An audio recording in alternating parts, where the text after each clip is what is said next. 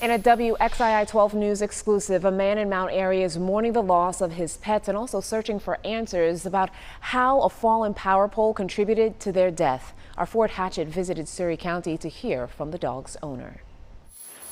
Right here is the spot that Mount Airy's Terry Shelton says he found his dogs electrocuted after a power pole fell, leaving an exposed wire in his yard.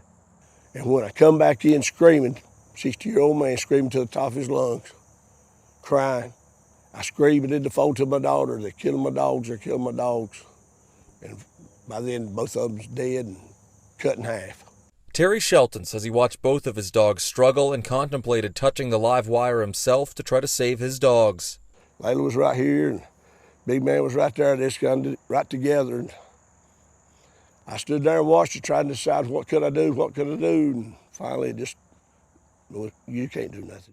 Layla served as an emotional support animal for Terry, and he says Big Man was the only dog he's ever known to give hugs like a human. He worries the kids who live in his neighborhood could have just as easily been the victims. I said, these kids here, man, how do you have a system that don't fail when kids are around?